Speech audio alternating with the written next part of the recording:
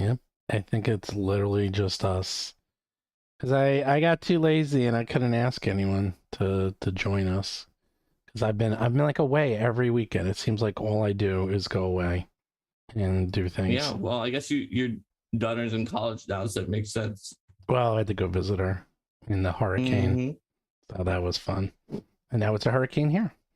And then the Oh baseball no. playoffs start, and then I got to go to all those games. I'll tell you, going Mm-hmm. to playoff games is a full-time job. It is a lot of work because you got to get That there makes super sense. early, and then they always have the games. Like this weekend, it's going to be Friday, Saturday, and Sunday. You literally like get up, have breakfast, get dressed, go to the ballpark like 5 hours, 4 hours early.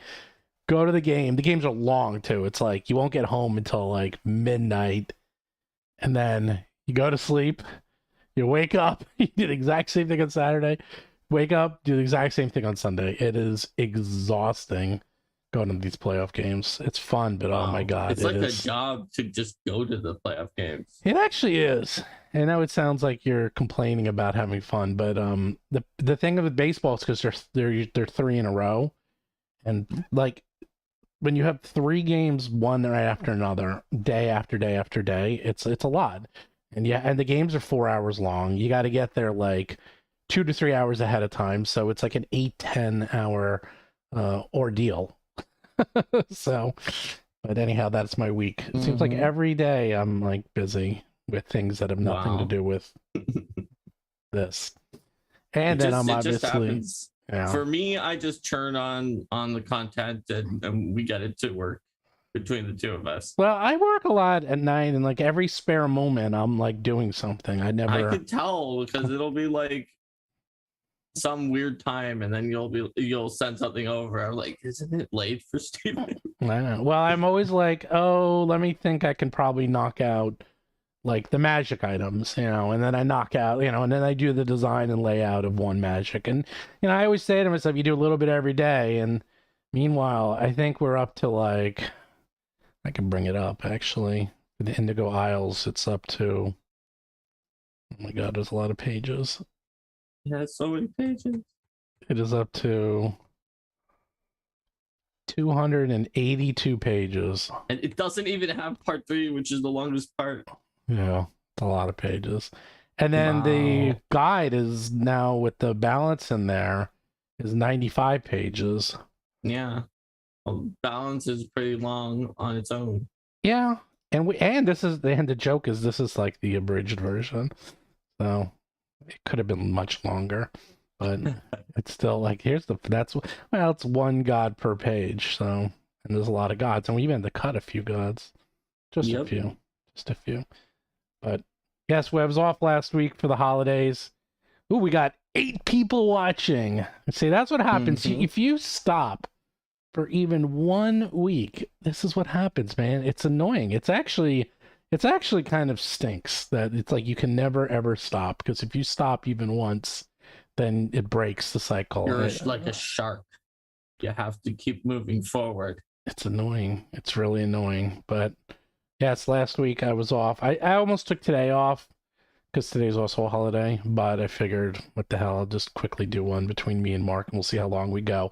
And then also, I Mm-hmm. had an idea, because I didn't even have an idea, but then I had an idea for this, because I was talking about this on the Roll for Combat this week's podcast about Mm-hmm. spoiling your games. And this is mostly for a GM, but it could be for players too, or players asking their GMs how they should, whether or not you should spoil games. And what I mean by spoil games is that if you should tell people ahead of time whether or not what they're going to expect in the next part of the adventure. I don't want to get into it too much. Let a couple people stroll in, but I was explaining it, and I'll get more into it in a little while. But anyhow, let's see what's going on, people. What have you been up to? We always talk about our stuff. What are you doing? I see Cheese of Ages and John Willis and Aaron Morger in there. So why don't you tell us what you guys are up to with your life? Well, this is the time of year. Like it seems like it's everyone does their Kickstarters. Like we did it's interesting. We did a Kickstarter in August, and that's actually it's like certain months you're supposed to do it and not do it, and August is kind of an iffy month, and it's supposed to be one of the better months of September, but everyone did their Kickstarter in September, so I can't tell if that's a good or a bad thing, that everyone did their Kickstarters in September. But so it was like, is it less competition? Is it more competition? I don't really know. But I know what I can talk about, and we're gonna do a show about this. You know what I got in the mail, Mark? What? Oh, I got my Kingmaker book Oh, from Aaron. Oh, look at that thing. you got it. I've seen it before. I saw it early, but it is obviously a different thing.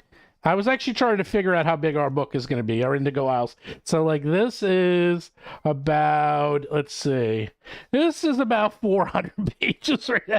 That's going to be the size of our book. So, our book isn't quite this big, but it's going to be about that big. And that's, yeah, it's going to be a little scary. But then they did it different. You guys did the companion guide and the first edition as separate books. And then this, I don't even know how this works, because we are rewriting ours completely for 5e, but you just have a bestiary for 5e, and that's it. Otherwise, the adventure is exactly the same. And I know you worked on this, so. Yep. How does that work? I guess you just have to figure out how It's to. only got the monsters, and it has some notes about what to do for everything else. Yeah. It's not a bad idea. I was thinking of doing that myself. It's like obviously what we are doing and what we have done is more similar to Abomination Vaults. Yes. That Paizo did. And in fact, we even have the same person, David and Ross, doing it.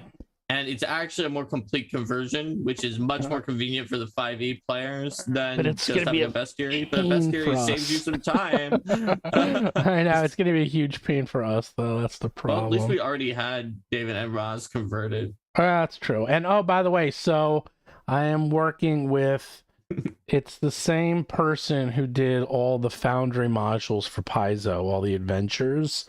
And we are starting to convert the Indigo Isles. Awesome. The good news was, I know people have been asking. I know. Well, I had to wait a little while because I wanted to wait till it was like a little more stable, because once they get started, it's hard to like cut in the stream, and it looks like there hasn't been.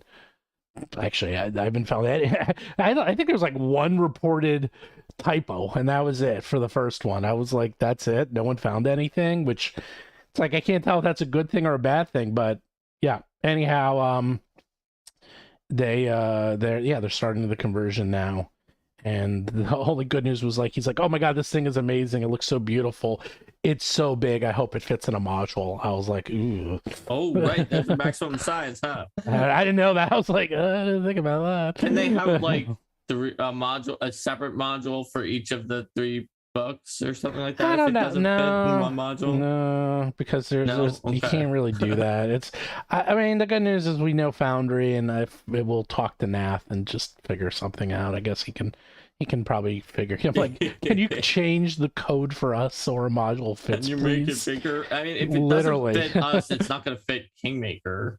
That's what I'm thinking. I was like, ours is much smaller than Kingmaker. It's gonna fit. There's not really a size ours also limit. is probably gonna have. Ours is way smaller than this. It's gonna have fewer rules, active things, because we have more advice and like context as well. So that probably makes Kingmaker take even more space per page. Yeah. I definitely think so. So if this will fit, ours will fit. I think he was just more worried because there's a lot of graphics, but I'm gonna cut down the graphics. And the graphics take space, and we do have like, well, what they do now, most graphics ever.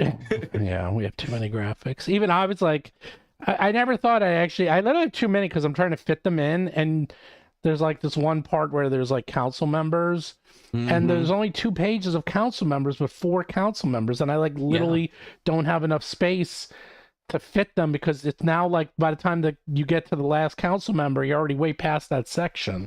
So yeah, I will say that when I joined up with you, a lot of the things you were doing I just really expected, because you knew how things were normally done, and it was just being done the same way I remembered. But the amount of art you ordered was very surprising, where it was like, oh, we're going to a festival and we'll order every NPC that is named that you meet at the whole festival. I was like, wow. Almost. So I didn't quite get them all, because even I started to get a little, all right, this is too Yeah, much. at the end you didn't get the last few, but At the end, I kind of, well, because there's a lot going on in the end, and Yeah. although you just literally spoiled a whole bunch of things, by the way.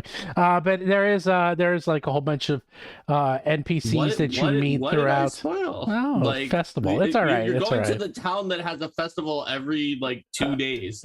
True. That's true. There actually is a festival every day. But there is there is a time where I literally have a couple of pieces of art I couldn't get in. So Okay. that's how many. So let's see. Now I'm gonna scroll back. It's so much. It's too many. Kingmaker game. Cheese of Ages is 90% of the way through a cybernetic implant system. That's crazy. Is that book or construction material for a brick house? Yeah, I don't know. I love getting books like this. Like, this is my dream. And this one is, I mean, it is beautiful. I saw this. I mean, as a designer, and I'm actually going to I have a very good episode I want to do in the future and explain the design of modules and explain to you like how things and why things are designed certain ways. Just FYI, I have degrees in design. I taught design at Carnegie Mellon, NYU, and the New School for many, many years. And I do obviously all the layouts and designs for all of our stuff. So I can tell you why things are done certain ways. It's amazing that design will influence the content, and it can influence content forever. Like one design decision. I'll give you an example.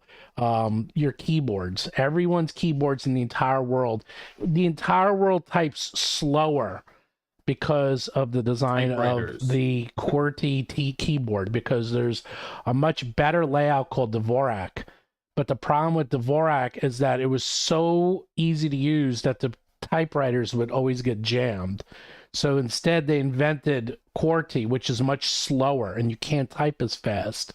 And that is what we use to this day. So you literally can't type as fast using this antiquated design. And it's incredible how one design will influence so much over the course of years, and just to be clear for everyone listening, we are mostly talking about visual design here. What Steven is talking about, because we also have game design, and those are the two things we're doing. I'm talking about visual design, but I'm talking about visual design because visual design, it's like how you get the content on the page is very important, and it's I want to go through and explain. It's kind of interesting, but I was just thinking of something. What was I thinking? I just saw something about how like that was it. Star Trek. Here's an example. Star Trek. Everyone knows the uniform colors to this day, like red, blue, yellow. The reason they have those is because they were trying to sell color television sets in the 60s. So all those sets had these vibrant, bright designs to sell color TVs. And if you look at anything from the 60s and even 70s, and you have things like Batman, the early Batman cartoon, and a lot of, cartoons and shows back then, but especially Star Trek, which had a lot of bright psychedelic colors. And to this day, here we are 50 years later, and they still use those colors because they wanted to sell TVs in the 60s. So I always find design very fascinating, because it's like you don't think of this one thing and then it influences the rest of culture like for another 100 years, because they were trying to sell TVs. Now everyone, we're stuck with these colors and layouts. Same thing. Star Wars has a million of those. Like they were just, this is lying around the set, let's put it on someone. And now that is like, okay, you have to have that on Star Wars forever, things like that. So let's see what else people are doing. Let's see. There's some people who are playing Vampire the Masquerade. There's some questions, but they were not super chats about like nice posts on Reddit thanking the community from Mike at Paizo. I did see that. And one question. And we'll always answer questions if they're super chats, because I see them right away. Otherwise, sometimes we miss them. Since Starfinder is doing Adventure Paths in hardcover, any insight if Paizo will be doing PF2 adventures? Well, the answer is some. they're going to be doing the 3-part adventures. Those are coming out as hardcovers. Some of them. They're talking about something else, which was like something that was like a direct to hardcover. Oh well, they're doing like that. well. Starfinder is doing direct to hardcover going forward. Right. Yes, they're So not. I think they were wondering if that would happen for Pathfinder as No, well. I don't think so. I mean, yeah, I don't know so. for sure either, since obviously even going direct to hardcover in Starfinder was something that happened after I left for Roll for Combat. But it strikes me that like Paizo definitely has like this very unusual fixation on the once per month soft cover Pathfinder AP, so it might be a harder sell, but maybe, I mean, you never know. I think, well, because Starfinder, they were doing it every other month, and then they weren't doing enough, and there's so much content for Starfinder, and I mean, I kind of know why they're doing it. It also has to do with the ventures are smaller. It's not as efficient to print smaller adventures monthly or bi-monthly. If you have an adventure that's, what are they, like 70, 80 pages as opposed to 96 or something, and if you have 3 adventures being printed at 70 pages each versus one hardcover at 100, what is it, 220 pages or so, it's cheaper and way easier to print one hardcover than 3 soft covers. And it's just, there's a lot. I mean, it takes longer to lay out and design, not much, but like a little bit longer, one bigger book than like 3 smaller books. But you know, from an economic point of view, if they're not selling enough of the soft covers, and to be honest, I also think they're hard to get into stores. I know for a fact that hardcovers go into stores, but soft covers, they don't stock them anymore, which is reason why, like, see how tiny this book is? This is what is this? Not even 100 page, barely 100 pages.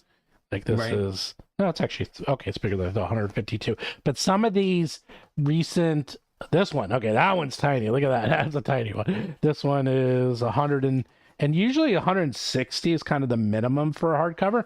This one's 128 pages. I mean, it's so, not usually the minimum. Like it's not anymore. Lost Omens has been breaking. Are like generally. I saw one that was like 118 pages or something. There's one that's they're generally 128 and they're hardcover. Yeah.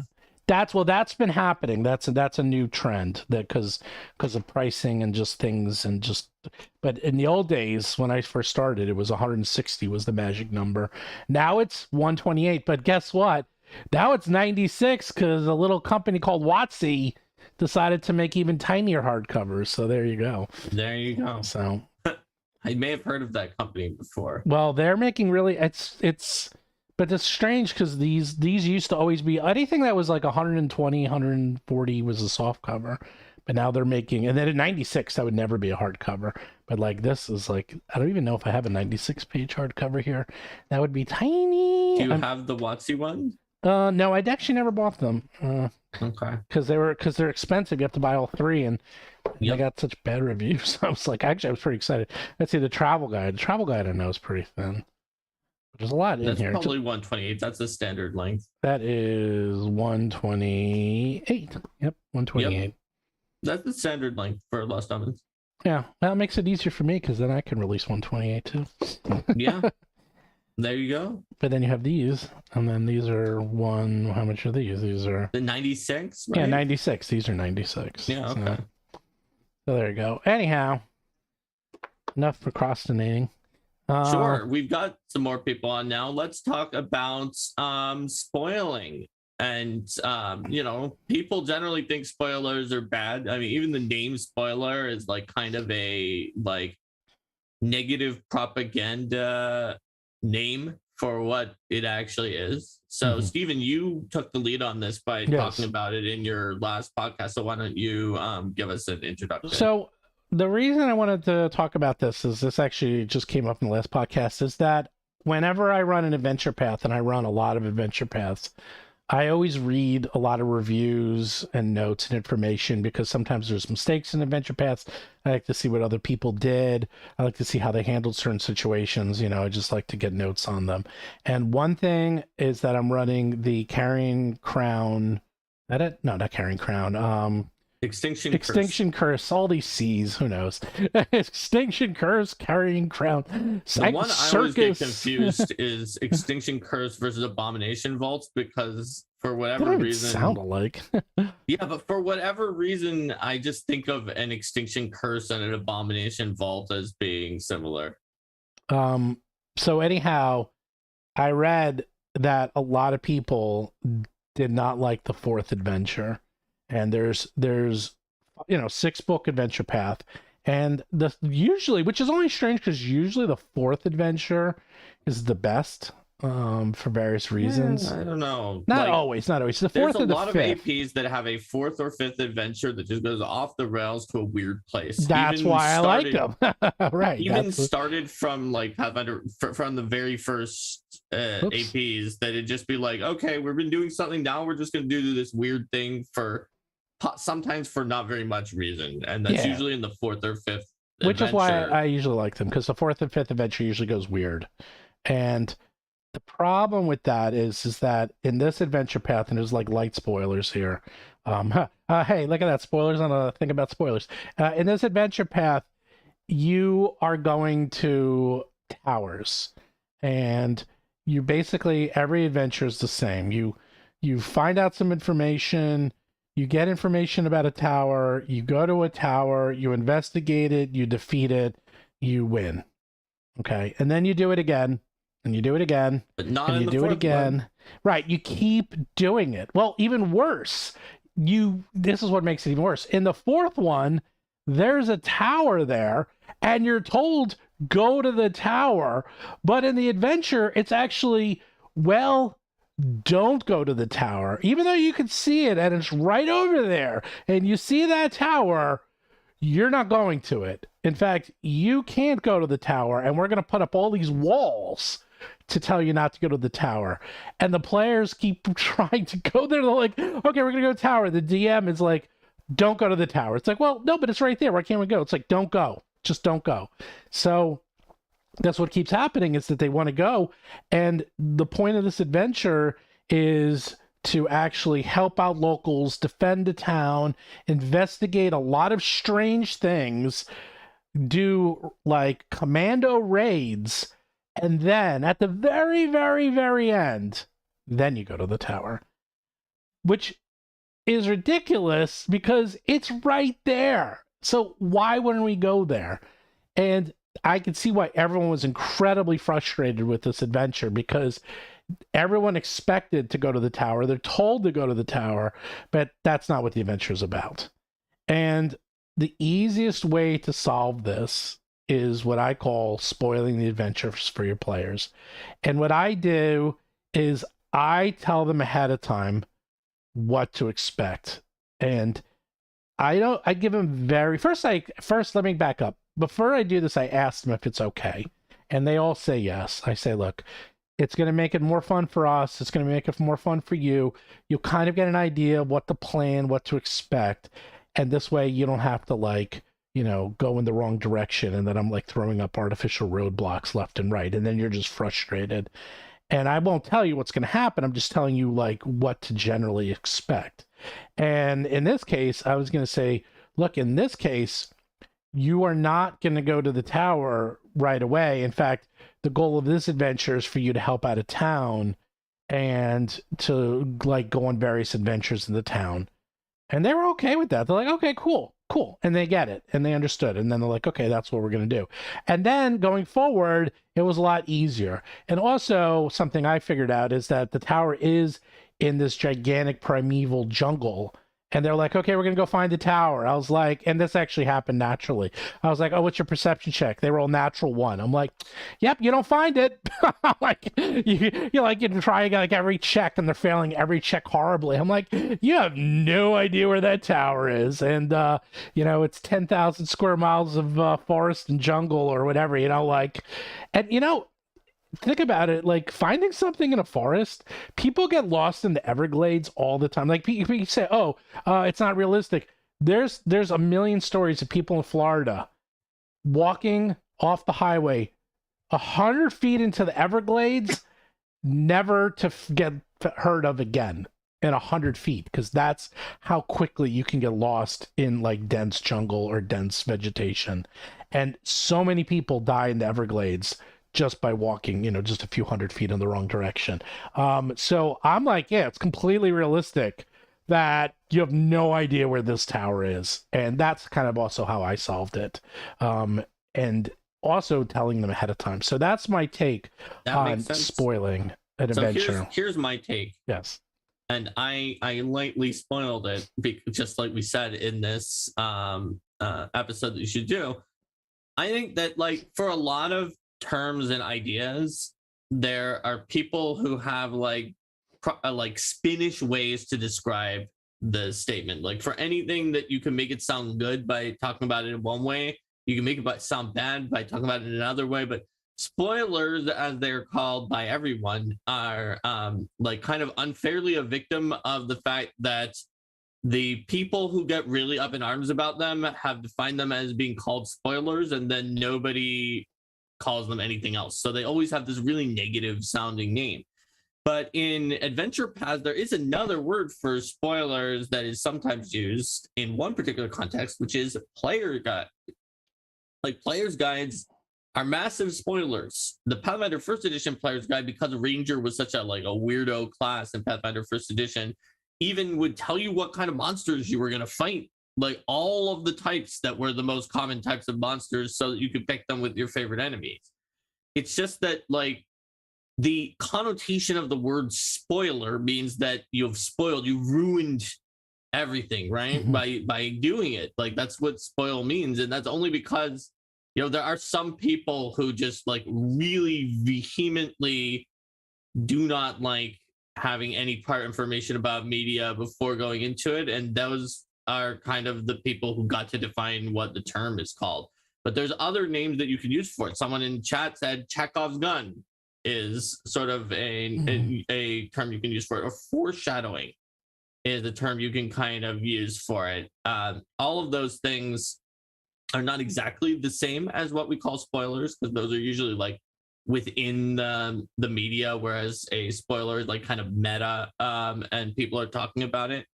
But another one might be like, I don't know, light hinting, or in this case, we're talking about something that is more like a player's guide. And the idea is that it's not necessarily bad. People did a study randomly enough to test whether or not so-called spoilers actually spoiled things. I read that. I actually and saw they that. discovered that it didn't. It actually made people Enjoy enjoy whatever more. they watched, Yeah. or the thing that they enjoyed it more. Yeah.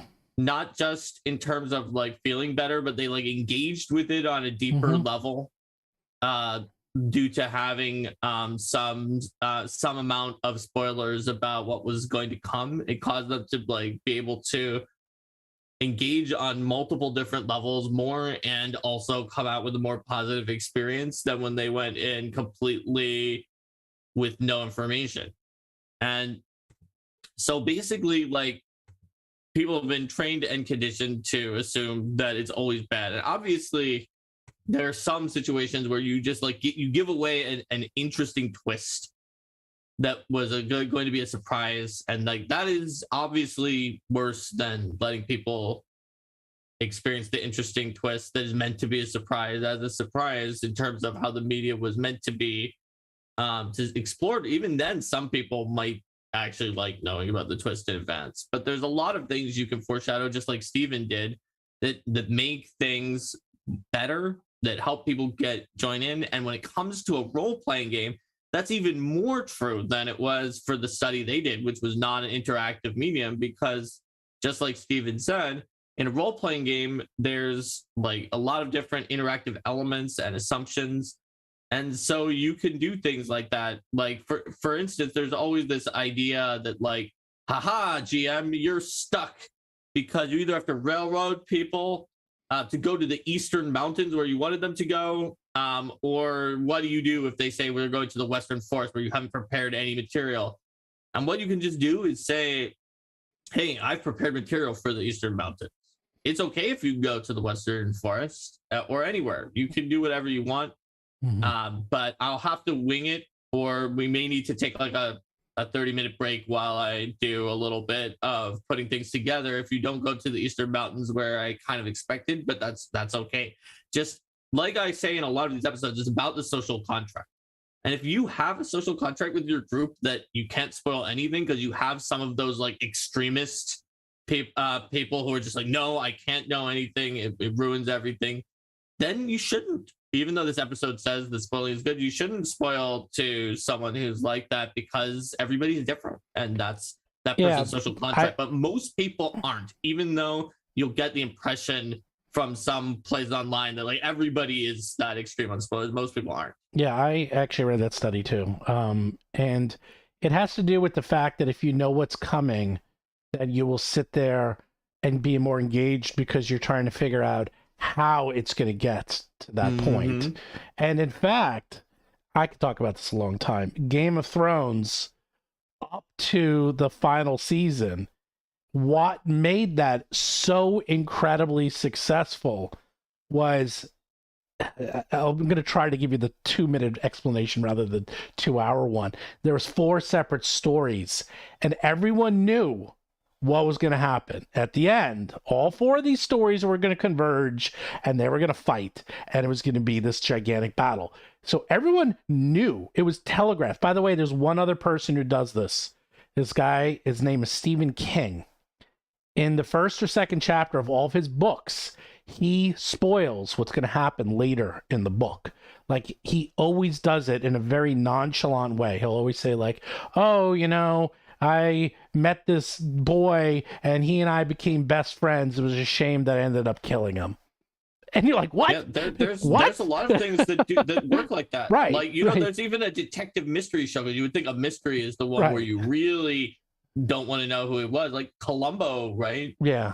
They show you who it is, like, most of the time at the beginning of the episode. But the point is, by telling you that at the beginning, you are sitting there trying to figure out, and you get really engaged with the story. So the reason Game of Thrones, one of the reasons it's so popular, is that everyone knew what was coming.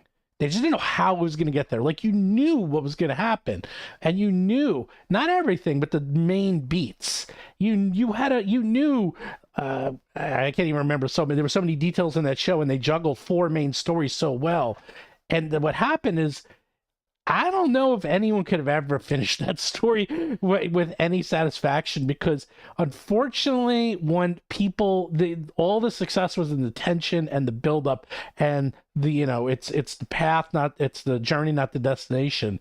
And then they all got there, and I was like, oh, well, now what? You fight. Woohoo, big deal. Like, the fight was never going to be as exciting as the lead up to the fight.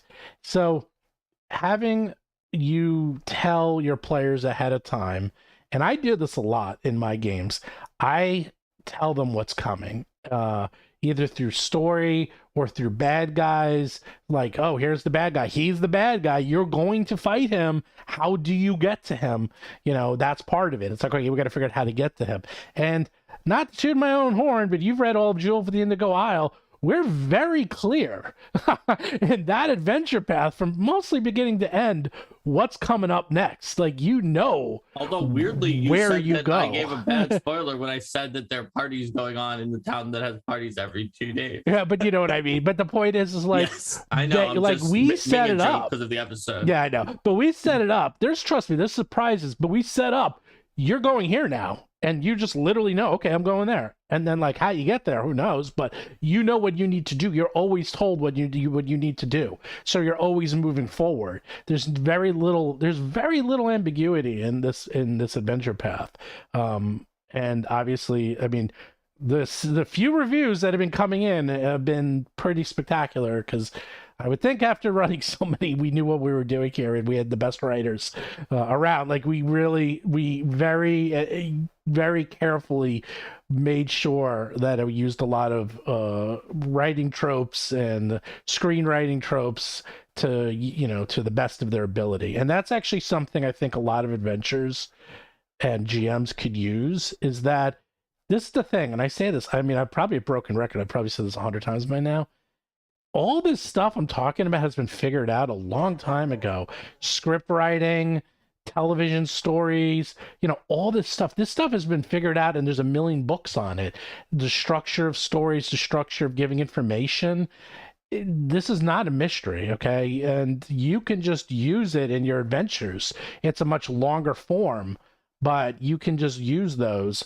I'm trying to remember, there's a book called Story. That's like one of the most popular, famous books of all time. There's a lot of very good, excuse my dogs, a lot of good script writing books out there that explain story structure. And that's what I use. I actually use movie and television and plays are very different. I use movie story structures because I think more people know movies than even television or plays, and television has multiple story structures, but movies are almost always the same. So I use movie story structures in my and the other one that would look at Dan Harmon, you can see there's a million podcasts about the Dan Harmon method. He has one method of the circle. I think it's an 8-part circle, and he uses it in everything. Every single show he does, he uses the exact same story structure. And if you watch Rick and Morty, good example, Rick and Morty, you always kind of know where the story's going to go, but you have no idea how it's going to get there. And that's probably the best example I would use for spoiling. It's like, tell people where the story's going and what you expect from them, but you don't have to tell them how to get there. You just say, this is where you're going to end up. You're going to be helping out this town and fighting Zolgaths as an army. And you'll eventually end up at the tower. Don't worry about it for now. You'll get there. And that's it. That's all you have to say. And that way they're not constantly fighting you to try to go places they really shouldn't, especially for an adventure path. Is there any questions, by the way, while I keep talking? I'm talking a lot here, but I think people are like generally agreeing or putting in their own definitions of spoilers into the chat. Yeah, I mean, actually, I was at Gen Con when they were doing Shackled Skulls, and they were writing, I think it was James Jacobs. Is that Shackled City or Skull and Shackles? Skull and Shackle. Okay. And they were saying, we are writing the player's guide. And they asked us, they said, should we put in blatantly that you should not play Paladin? And they felt like, is it better to just have, they said there's two options. We can either write specific things in the adventure for Paladins and good players, or do we just say, don't play this type of player? It's not going to work. And they asked us, and I remember that. It was a lot of discussion about this. And, I think in the end, they ended up just saying, don't play a good player. It's just too hard, Also, it would have taken a lot of space for them to write, contribute, say, 5-10% of the adventure for just good players, which maybe no one's playing good players or very few people. So they just said, don't do it. Like, you want to play Paladin? Okay, well, you can't be a goody two-shoes Paladin. You are going to have a terrible time. You just can't. Like, that's not what this adventure path's about. And I feel that's the right call. I feel like if you're going to be playing a haunted house adventure path, you can say, hey, we're going to be playing a haunted house adventure path.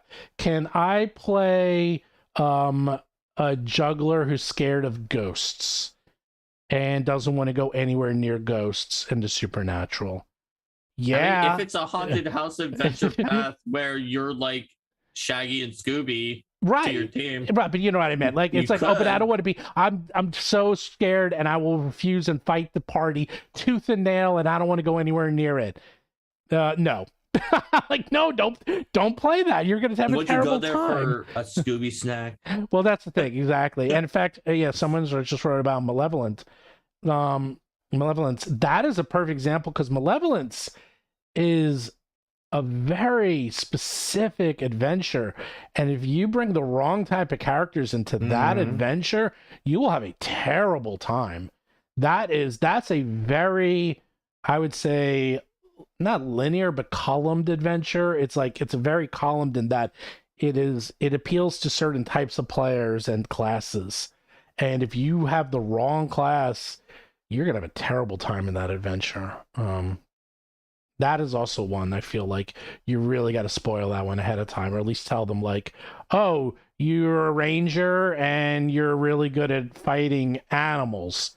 you will never see an animal ever again. You know, like it's like they do not exist in this adventure. They just don't. You know, it's like you should probably change it to whatever, you know, undead or something. You know, something that's going to appear very often in that adventure. So, anyhow, if you have any questions, do everyone like, subscribe, chat, ask your questions. Now's your time. So basically we're saying don't not spoil. Did that work out? Don't not spoil? I mean, you used the double negative, but maybe we're just saying, like, don't avoid spoilers to the point where it actually just makes the game worse for your players. Right. Figure out the social contract. Figure out if you do have any of the people who would be like, who actually legitimately would get mad at you for weeks for telling them that there's a party at some point in Jewel of the Indigo Owls when you're in Rumplank, the town that has parties all the time. Okay, you know what I mean. People who would get mad at you for weeks for saying that, and be like, or fine, I might as well not even play. There's there's a pirate town. There's pirates in it. Oh no, might as well not even play. But everyone knows that about the city. Yeah, that's actually we gave you the supposedly spoilers-free gazetteer of the city, and it told you all of these things. It's like, nope. Well, there's an example. We gave the player's guide, and we purposely put in Rumplank, one, just for, you know, fun and to give people an idea of what to expect, and two, like, you get a feel. It gives you a very good feel of this adventure and the city and what to expect. And when you read it, you're like, oh, this is like a cool, fun, silly kind of place. Like, that is and then you read it, then you'll go into the adventure feeling like, oh, this is how I should approach my character. I should build a character that fits into this. Plus, the AP assumes, well, it's not a spoiler to say that the moment you start the AP, you're called to the royal family's chamber. Like, you can't even do anything until you are in that room. Yeah, it literally opens with you meeting the royal family. So basically, this is not you're not just some rando from like 3 continents away who just suddenly, you know, you drop down to harbor in Rumplank, you've never been there, and then they're like, hey, go to the royal family's room. Like, you were chosen as people that were known to the royal family for being in Rumplank. Even if you're not a native to Rumplank, you've been there for long enough that you've made a name in Rumplank. So you would probably know a lot of the information that the player's guide gazetteer was written to be something that people who had been in Rumplank for a while or were residents would know. And it doesn't have any like secret knowledge that your characters wouldn't know. So by the way, it's meant to sort of help you out. But some people might even consider that to be a spoiler. So there's some people who are so extreme, even if it would be in character information, they just don't want to know anything. And so you need to figure out what is right for your group. But 90% of groups giving a little bit of foreshadowing, giving a little bit of hype, telling them a little bit about what's going to happen so that they don't get upset about it is going to be okay. Like some adventure paths that were famous for being like in a city and then like in part 4 you just leave the city. If you can tell people, hey, listen, this is in a city, but in part 4 we're going to just leave the city. That's just how it works. So if they know that in advance, it's easier. Like one of the most famously adventure paths that people did not like in all of Paizo history, maybe the one that was liked the least. Which one? The evil one? No, I think the one that was liked the least was Second Darkness, even though it had Second Darkness. It had some outstanding adventures. That had to do with balance. At some of the adventures, and you look at it as like, this is a really good adventure. It has terrible balance. But the main reason, there's multiple reasons that Second Darkness is rated the lowest and was always like in those like PaizoCon goodie bags that I got when I was a fan, where they're like, hey, we have leftover Second Darkness, here's a Second Darkness. The reason for that, one of the main ones, is just literally how important the player's guide and the hook at the beginning is, and the fact that people are betting on spoilers is that the player's guide and the starting information is like, you're going to make pirates in Riddleport who are like morally dubious or something like that. And then like elves come and they're kind of like really jerks to you. And then as soon as you get past that very beginning part, you're supposed to selflessly help the elves. I won't say anything else because it will spoil the adventure path, but it's like you go from this, and nobody built characters. It's not that hard to build a character who's willing to turn the other cheek after being insulted by elves and then help them. You could do it, but those weren't the characters that people were prepared to build because of the player's guide and the way the adventure started out. So that was huge towards, I think, why people didn't like it, even though some of the individual adventures are really good. Yeah, that's something you have to do is set up expectations, because like Matt S wrote, you have players that actually read a player's guide and are gazetteers. Lucky you. Actually, Matt, that's where design comes in. I don't care. I would like you to read it. You don't have to read it. If you download the player's guide, you flip through our Indigo Isles player's guide for 15 seconds. That's it. That's literally all you need to do. Between the graphics, the layout, the design, the border, you should have a pretty good feel for what this type of adventure is. It's not some super dark, serious adventure. You can see it's kind of a little bit silly. It's very much Guardians of the Galaxy is what I like to call it. It has a very colorful palette. You know, there's no humanoids anywhere. There's pirates and pirate-themed items everywhere. You're like, oh, it's a silly pirate adventure. Done. That's it. That's all you need to know. Oh, if you want to read it, you can. But that's why design is so important, because I could have conveyed what you need to know just through pictures and images. Yeah. And that's important too. And that's why we have such strong images in our Dragon book. Our Dragon book does the same thing. In fact, probably our best example is the Dragon book, because like there's dragons everywhere in that book. And like, you know, it's like every inch of that book is covered with dragon and dragon iconography and dragon tropes. And you like, okay, this is a book about dragons. Like there's, and, you know, it's the background is literally a dragon horde, like the border. Yeah, the border's a dragon horde. Like just by seeing that, you know what you're in for. And that's something that can be done. And I think a lot of people, it's funny, people don't really think about that a lot, but I see a lot of backgrounds or borders in these books. I'm not going to pull any examples, but that are just generic, like curtains or colors. And I'm like, waste. Yep. You literally just, you have no, like, okay, it took up space. That's all you did. That My is, favorite is Book information. Of the Dead. They do a very good job. It has like this background that's like a pristine crypt at the beginning, and then it just gets more and more corrupted and undead as you move through the book and time passes, because the author is writing it and he becomes a ghost and he becomes undead and he becomes even eviler than he initially was. Guns and Gears does an amazing job too. Guns and Gears had one separate one for guns, one separate one for gears, and one separate one for the lore part at the end. Yeah, they have three different ones. That was cool and I like it. And it's made by the same guy who did all our dragon art. You know what? I didn't notice that the border slowly gets more and more corrupted. In Book of the Dead, yeah, I just noticed that. As Geb himself gets more corrupted and you get to the more undead sections, the border gets more and more corrupted going forward.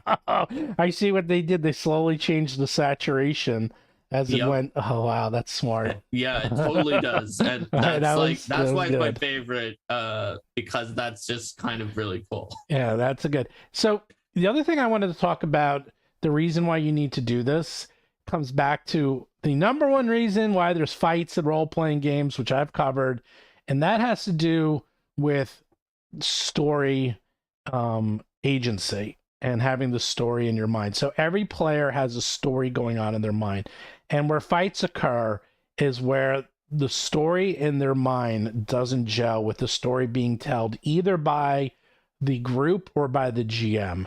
And that's where people start getting very angry and even break out into fights. And if you put the wrong expectations and people are thinking they're going to be playing a story about, I'm going to use a circus folk, because that's kind of how Extinction Curse starts, is, oh, you're running a circus. And then by like kind of the second adventure, the circus kind of goes bye-bye, and the circus actually ends up being almost no part of the adventure.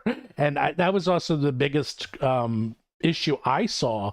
It happened over and over again. It's like whenever I would read criticisms, it's like the circus almost doesn't exist. It's like the circus is in like 1/10 of this adventure, and then it's just a means to getting around the land, and that's it's it. Like Second Darkness in the fact that like the APs that people got most upset about are expectation based, and it's based on the it's somewhat based on the player's guide, somewhat based on the elevator pitch. But if you don't match those, then people actually get upset about it. And it's just, it is another example of why you should spoil a little bit of what's going on, because and spoil the right things. Because if you can't, like, if you're doing a game, especially, you can't do some kind of like M. Night Shyamalan thing where you tell people they're getting one thing and then they find out there's something else and they're like, oh, it's so surprising it was some other kind of thing, a twist. That doesn't work in a long running campaign. I have pulled something like that off in one shots before, where like I had a one shot where people were overrun and were killed because their ally who was supposed to reinforce them didn't come, and so they held out for as long as they were supposed to and then just got wiped out. And then right after that encounter at the beginning, they woke up in Valhalla because they had died in glorious battle. It was a Norse setting, and then the rest of the adventure continued in Valhalla. You could sometimes pull that off in one shot, so even then it's actually kind of tricky and people could get annoyed. But with an adventure path where people are planning this long-term character, you can't just do that twist where it's just suddenly not what people expected. Or, I mean, you can, but those are consistently the lowest rated adventure paths, even if some of the individual stuff in it is good. Yeah, I mean, back to, like, I keep saying our adventure path. I'm only using it because I know it best. And I feel like we did exactly what we're talking about. Like, the first adventure is called Search for the Missing Map. You literally start off with the adventure saying, hey, there's a map, it's missing, go find it. There you go. Like, we don't fool around.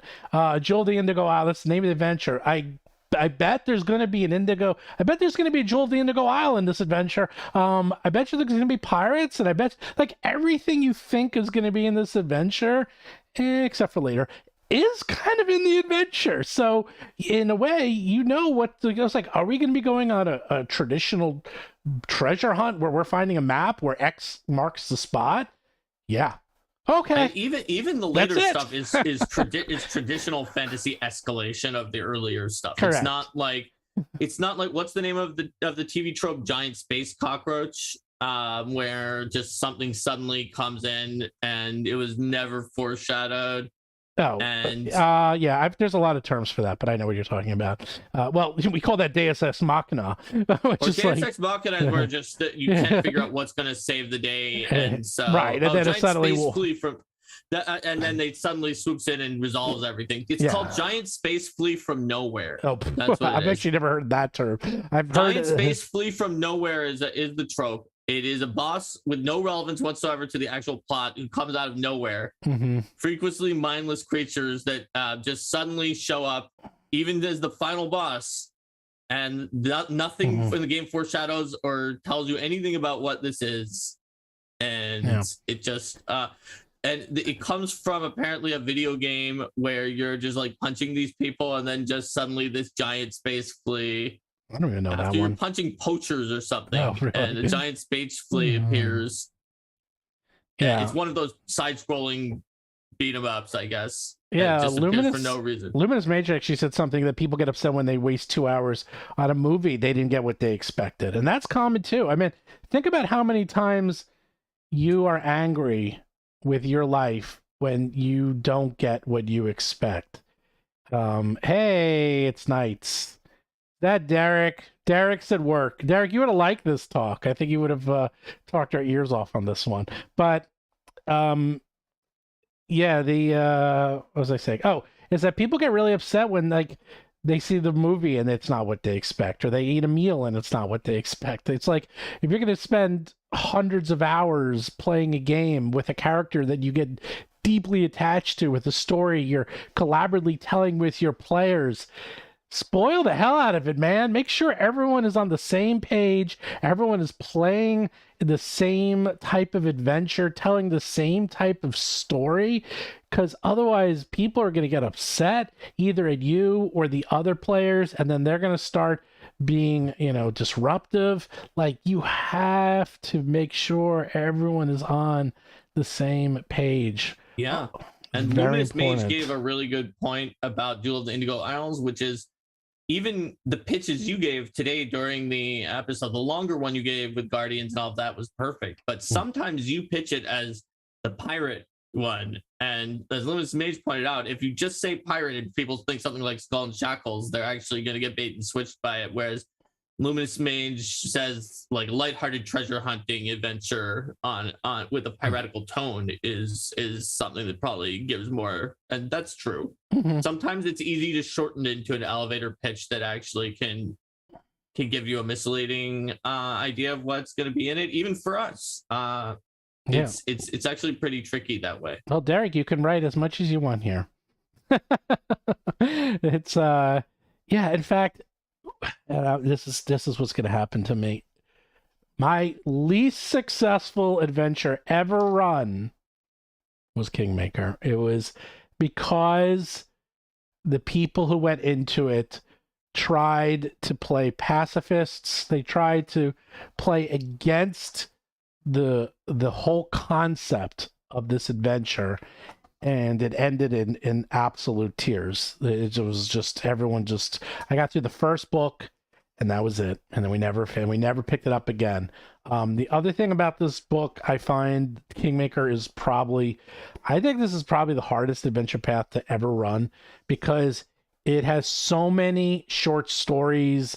It has so many non-linear and like standalone adventures and stories and arcs that you have to be a masterful GM to pull them all together. I think this is actually an extremely hard adventure to run personally, which is amazing because everyone seems to really enjoy it.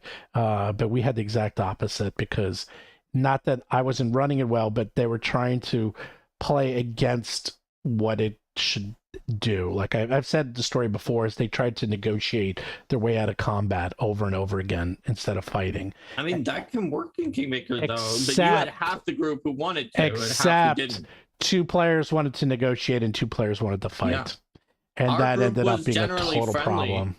And like there were some things we fought, like, you know, daemons and undead and stuff like that, but we negotiated a lot of the time, but everybody wanted to. So it worked out for exactly. us. And there's an example of like the social contract of like everyone has to be on board. Like if you're going in to an adventure and you're like real excited that you're going to be playing a circus adventure, and you build up your circus characters and you build up your characters to like do all this circus stuff, which is kind of what happened in ours.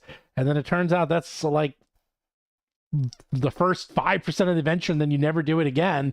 And all that feats and time and effort you put into performance is a waste. Let them retrain their characters. Let them like redo their characters so that it's more appropriate for the adventure. And I not only that, I let people like just retire their characters.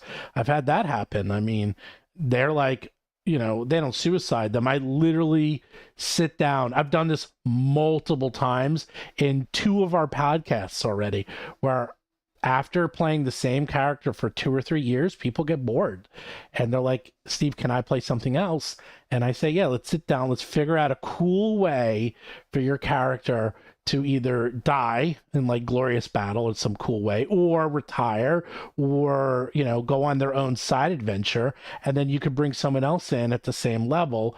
And I've never had a problem with it. It mixes up the game. It shakes everything up. They have a character that's better adapted and suited for the adventure, because now that they know what they've been doing up to this point. In Dead Sons, I just had Chris retired his character and Seth took it over. So I literally just had Chris made a new character and Seth took Chris's character. So we just went from 4 characters to 5 characters, and we had 2 people play 1 character, and it was no problem. So again, this is like, it's a game, man. You're supposed to have fun. So this is what you want to do. And yes, Derek, we're talking about bait and switch sandwiches. So tell us all about your favorite sandwiches. Mark is too busy writing. I can tell he's very paying attention. Why are we talking about sandwiches? Because I saw it, I read it quickly, and it said bait and switches, and I thought it said bait and sandwiches because I looked at it very quickly. I was like, "Why are we talking about sandwiches?" And then I realized, oh, he's talking about switches. Oh, well, we could. What's your favorite sandwich, Steven? My favorite sandwich? Now, is a hot dog considered a sandwich? It depends on what you feel in your heart. Is a hamburger considered a sandwich? That's even more likely to be a yes. But the hot dog is only if it feels that way in your heart.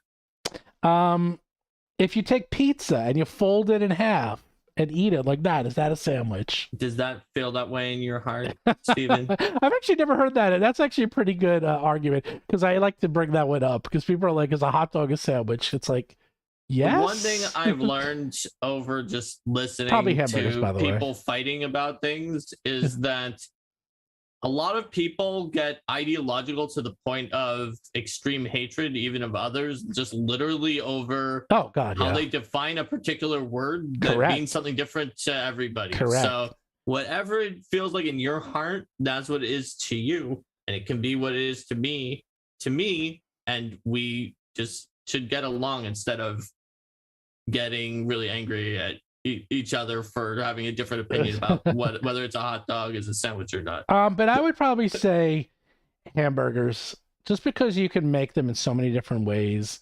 You can make a chicken hamburger, you can make a turkey burger, you can make a beef burger, you can put different toppings on them. I personally like hamburger with cheese and a fried egg. That's like my favorite. So yum. What's your favorite? Right. What's your favorite sandwich? I'd say maybe like a panini with mozzarella, tomato, and basil. Yeah, I actually like basil paninis a lot too. I have those a lot. I also like wraps. I have a lot of wraps, which is or as a wrap type of sandwich. I don't know. It depends on what you feel. Right. Well, it's funny. You say it depends what you feel. There's another thing you can do whenever you're in a situation. I'll tell you, I was actually a comedian who said this, but I thought about it a lot. You always say, if you're in a situation, you don't know what to say, and someone's saying something, all you need to do is say, what is it? You just have to say, I know, right? And if you just say, I know, right, and they just keep going, and then they feel like you're agreeing with them, and then they're happy. You're like, I know, right? Can you believe it? I know. Can you believe? I know. That's it. Just keep saying that. He'll get you through an amazing number of conversations by just saying that. I know, right? Yeah, you see, it does. It works. It's amazing. So, but it doesn't work on the sandwich thing because that's a specific question. But you see, when people start talking, yeah, I know. Yeah, I know, right? See, you just did it. But what is Derek had to work because Derek's my go-to. I always bring Derek on the show because he's good. He's good for short notice, except today. So let's see, kingdom building. He wrote something in here.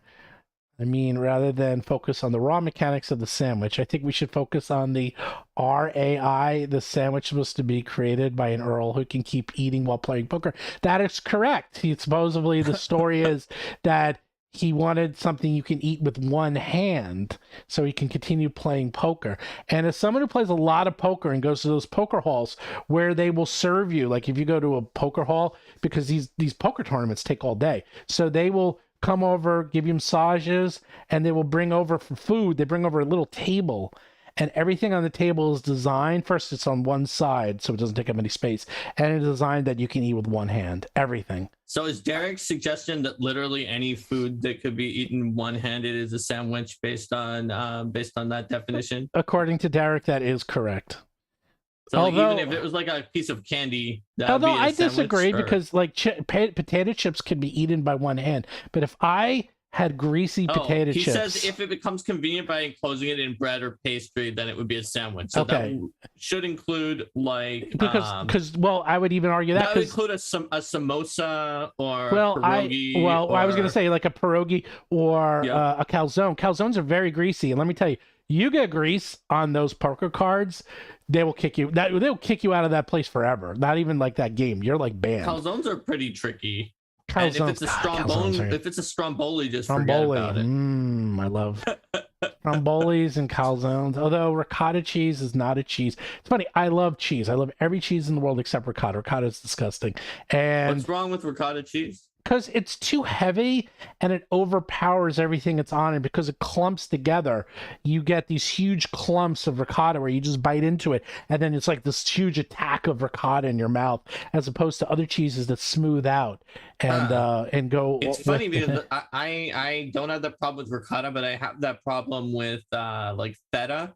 Feta's the same way. A very overpowering taste, and then I generally try to avoid feta for that You're reason. completely But right. ricotta I find to be milder, even though it does pump up. The flavor of it is milder than feta. Ricotta, feta, any strong cheese, a lot of like, the green blue cheeses, those. Yeah, that's a little strong You're for me. completely right in the sense that they overpower and that you can eat these huge chunks of them and then they get stuck. But the thing is, like, people will take feta out of things if you want, but very often you get a calzone and it's literally ricotta cheese. So then I'm like, okay, no ricotta, but then there's no cheese in it, so you got to replace it with something else. So yeah, calzones are usually either ricotta or ricotta and some mozzarella. yeah, So but not you might around be able to here. get mozzarella. That's like everywhere else in the country. In New York, where we do it right, it's actually, you don't have ricotta that often. Sometimes, but not okay. always. Yeah, they do Fair it enough. the right way. They know that ricotta is disgusting. So there you go. Let's see. Knights of Love. So you have to rewatch from the beginning, but generally speaking, what was the consensus of the stream? The consensus of the stream is that you should spoil, especially adventure paths, for your players, in the sense that you should tell them what to expect so that they're all on the same page. And if you don't, it will get extremely upset players, and they might not even know why they're upset, which is something I see very frequently whenever I read these adventure paths, and I'll see this a lot. In fact, Spelljammer, I will say that's why Spelljammer got such poor reviews. And some reviews were good, because I think Spelljammer had this extremely long history of doing certain things and, playing out certain ways. And what came out was nothing like the history of Spelljammer. It's expectations. Exactly. The expectations, it did not meet expectations. So that's why people's reviews were so poor for it. Because it didn't have ship combat and people were expecting... They were expecting a lot of things. And what it ended up being was, oh, this is literally just a painted on setting of 5e with some space stuff, and that's it. And they called it Spelljammer, and it got terrible reviews because of that. And it's interesting because some people liked it a lot, and I guarantee these are people who have no idea and no history with Spelljammer other than, oh, it's D&D in space, cool. Oh, there's some cool things, awesome, and that's it. See, Derek came up with two other ways that are not like words created by the people who want you to think that these things are bad by calling them spoilers, which are dramatic irony and expectation settings. So there's lots of things you can call what is called a spoiler that is not the word spoiler, which has the word to spoil in it, that makes it sound bad. Also, that people said it was overpriced for the amount of content that was given. Yes, but people paid it. That's the thing. It's overpriced to the point that, well, if you want it, this is the only way you're going to get it. And they also were experimenting. Someone way in the beginning, about an hour ago, said, why did they print 3 96-page hardcover books? Because my expectation is when oneD&D comes out, that is what you're going to get. You're going to get a 96-page player's guide. You're going to get a 96-page DM guide. You're going to get a 96-page spell book. Everything's going to be 96 pages, and it's all going to be individual books. They're going to make it as easy as possible for people to get into the hobby, rather than buying one 400 to 500 page book that has everything. They're going to make lots of little books, and they're going to... But I mean, to be fair, I've seen people literally complain about the fact that they feel like they are required to read an entire player's handbook that is mostly spells and other things that are for reference. 100%. And I've seen that there was a interesting comparison video between the two beginner boxes, Pathfinder 2's most and the most recent one from D&D that was on a D&D 5e channel. And they really liked the Pathfinder one. But some in their comments, there were people that were just like, yeah, you say the Pathfinder one has so much more pages, but I think that's bad because I don't want to read all of it. And everyone was like, well, yeah, but you only have to read like 20 pages of it. The rest is just reference so you can build characters, I which know, the but D&D no one one, doesn't let you do. yeah, but So you're absolutely right that it makes it feel more. It makes it feel much more approachable if you split it up like that. yeah, that's what they're going to do, because they're trying to make this approachable, and they're trying to make this as easy as possible for newcomers. And if I just want to play a fighter, there's like, oh, here's your one book you need, that's it. And if you want to get deeper into it, it's almost like beginner, intermediate, advanced. Like, oh, I just want to play. It's like, here you go. Here's your small book that you need to do. Here's your small book of the rules and your pre-generated character. Yeah, you don't need the ones about character building, because you can get the pre-gens on the online tool or whatever. I guarantee that was an experiment to see how it would sell and what it was. Hasbro is the type of company that doesn't do things without testing, especially at that level, and I guarantee that's what that was. I think they will also have special edition versions that are everything in one, because they're big enough that they can print, to them, you have to really basically print 1,000 books for things to start happening, and you start getting like price discounts at 5,000-10,000. Someone like Hasbro will print like a small run to them is about 100,000 books. Like that's like a very small run. At that price point, a book is like probably $3, $2-3 at most for them. A big book, which makes me even angrier, because I guarantee the Spelljammer book was probably like maybe $5 for them to print that whole thing up, including the slipcover, maybe $6, somewhere between $5 and $6 was that whole thing that they were selling for, $79, whatever it was, $69. Admittedly, it takes money to get the art, it takes money to get the words, and actually whatever they were charging is probably like a better price compared to the fact that the industry's prices have not really gone up and have in fact gone down per word since oneD&D in 1974. Now they're going up because they are, but the fact was that they were lower. So maybe I haven't looked at it exactly, but maybe if they're lucky, they'll be close to matching the price per word. So per page is different, but but you also fit like 3 times as many words per page as those pamphlets were back then. So per page is a little bit misleading. So it's better paper, and it has color art, and those pamphlets had fewer pieces of art, and they were black and white, and the price is not even adjusted for inflation, literally lower right now to buy it per word that was in the book than it was in 1974. If you just for inflation, it's ridiculous. So also keep in mind, 1974, do you know how hard it was to typeset? You get a 100-page book. The amount of time I could typeset a 100-page book in 2 days, I know, because I did it.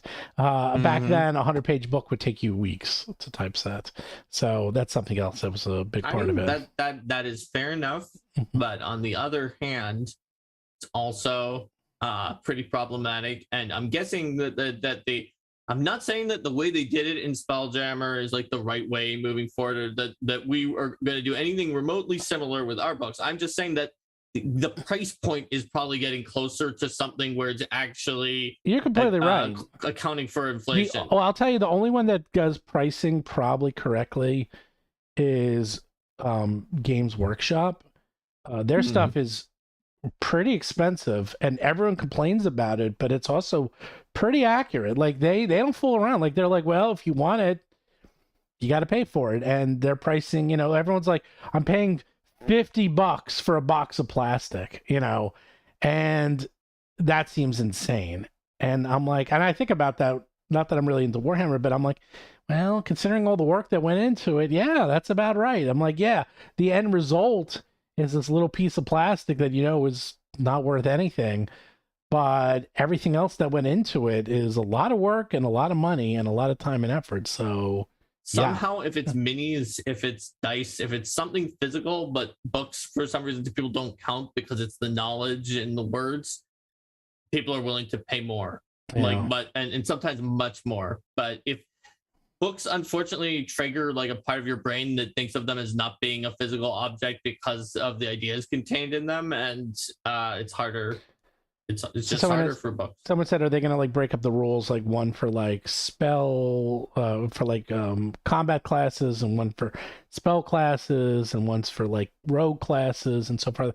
I think maybe. Yes, They're Well, doing it in the playtest. they're doing it in the They playtest, and they're going to do it also. I'll tell you why, because electronically, it's easier for them to sell smaller components and say, okay, you want the fighter bundle, it's $9.99. You want the wizard bundle, it's $9.99. You know, they sell each one, and then if you want to buy all together, it'll cost you $50.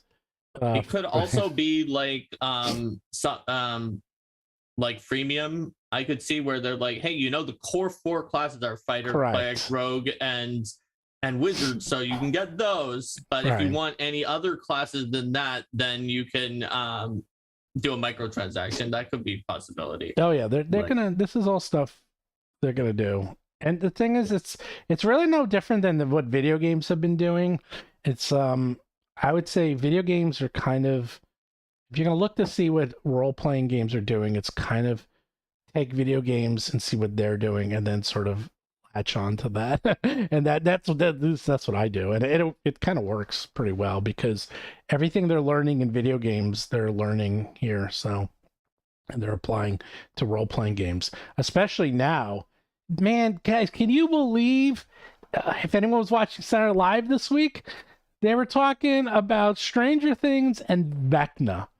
I was sitting there. I couldn't. I was sitting there holding my head. I'm like it has become to the point that geekdom is so mainstream that Saturday Night Live was referring to Vecna. If only anyone is more interested in this side tangent, watch our episode that I'm seeing is currently being advertised to me by YouTube at the bottom there, which was the do long-term fans not like that D&D is cool now. It's not It's a that I don't whole like episode it. about I know. It's not that I like it. It's amazing. I was just sitting there going, Yeah, I almost wish you Gary and I Gygax. like it. That's what we figured out. I know, but Gary Gygax, can you imagine what it must be like? It must have been like, even like the Tolkien, it's like, or like even, I'd say even Lucas, like, he does this little Star Wars movie. It's taken over the whole world. I mean, it's amazing. It's like, it must be like what Steven Spielberg and all these people, like The Rock. The Rock is in everything. He's in every single movie. Like every movie has him. And I was like, can you imagine what it must be like this guy where he just, everywhere you go, it's you? It's so weird. So, but now it's like when, if I'm very curious, I almost want to like go up to random people and say, do you know who Vecna is? And they'll be like, yeah. Like, you know what a mind flayer is? Yeah, of course. Like, you know what the Demigorgon is? Yeah, of course. Like, okay, just checking. This is why Hasbro. Can you imagine you're in Hasbro right now? I wish I was an executive there, thinking everyone knows what these things are. How are we not making $20 billion a year off Dungeons and Dragons? It's like, and what can we do about that? That's why people are like, oh, why are they killing the game and making it so easy and making it so that newbies can play and the rules are so simple? That's why. It's because if they need to figure out not how to get you to play, but they have to figure out how to get your grandmother to play. That's what they want. That's going to be tricky. You'd be surprised. The Wii did it. The Wii. Really? Think about it. When the Wii came out. Your grandmother is currently playing the Wii? No, when it first came out, one of the most popular places for the Wii was retirement homes. Uh-huh. Because it was easy to use. It had Wii Sports. It kept people active, and it was like interactive. It was incredibly popular for old people. And that's one of the main reasons why it sold like 1 billion copies. It's like, you already assume all the geeks are going to get it. But if you can get like those people, and Pikmin, which is one of my favorite games, that's where Pikmin came from, is that he was looking at gardening and was like, oh, if I can turn gardening into a video game, I can get women, children, old people, like non-standard gamers. And that was 20 years ago. And they did. Nintendo's famous for this. Nintendo's superb at doing this. And now it's just everyone plays video games. It's not even weird anymore. It's not even considered like, it just is. In fact, I just saw a poll that 46% of Americans think that video games should be taught in high school. And I was like, oh, okay. Finally something I can do. I can teach classes on the history of video games. There you go. A video game class. I would love that. That would be great.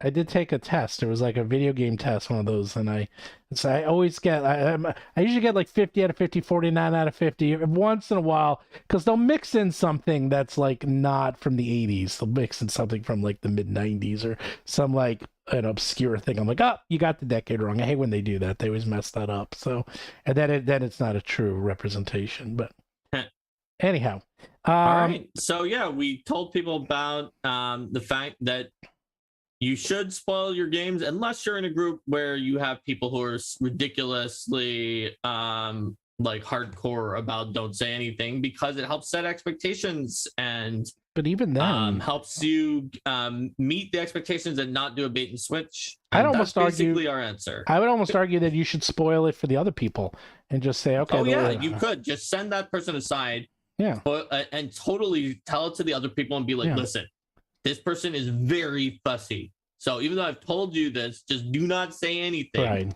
ever once they come back. But I'm telling you now.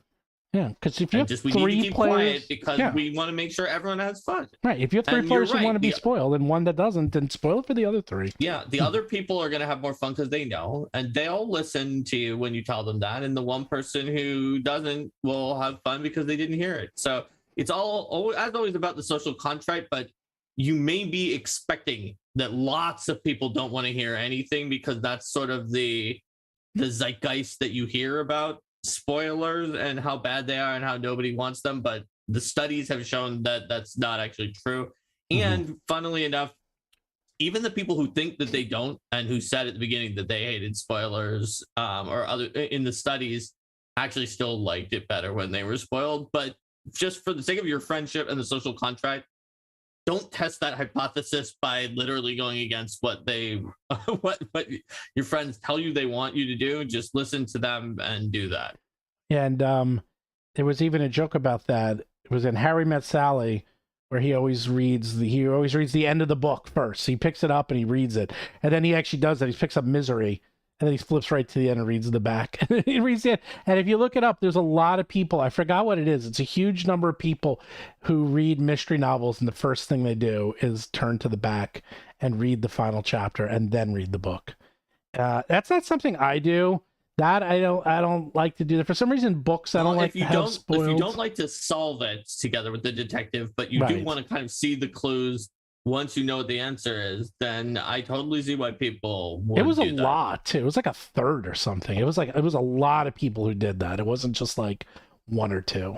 It was quite a few. Yeah. But anyhow, hopefully that answered all your questions. Yeah, thanks for joining us, everybody. And if you want more of my content today, since it's Tuesday at 7 p.m. Pacific, 10 p.m. Eastern, we're going to do an arcane mark on twitch.tv/arcane mark of GM tools portraying fantasy cultures. Wow.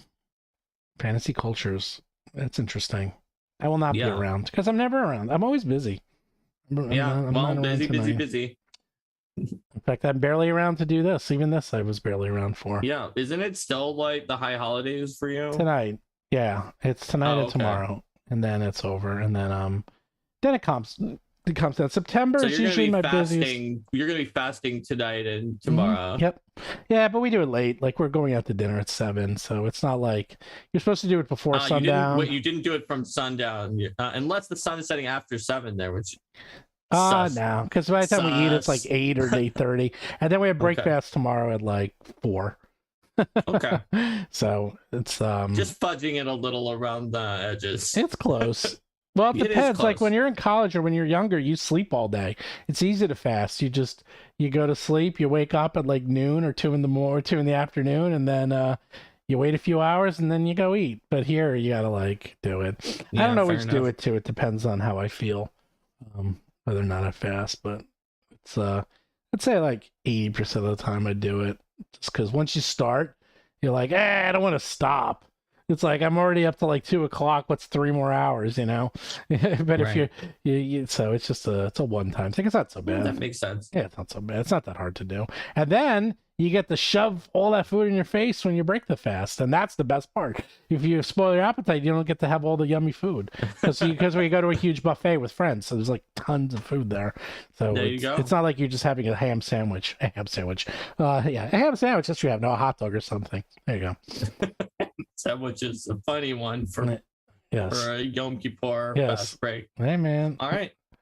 Well, yeah, So- there's the bacon eaters, they call us. So I'm like Fair a bacon enough. eater, so I'm not that religious. Can it be a ham and cheese sandwich? Sure. So just so that you can Sure. Ham, cheese, and a little bit of lobster on there too while you're at it. break Get some every shrimp. rule Yeah, that you can. You got them all. You got every rule broken. It's fine. Doesn't matter. All right. So yeah, take care everyone, and thanks for joining us today on Why You Should Spoil Your Games. All right.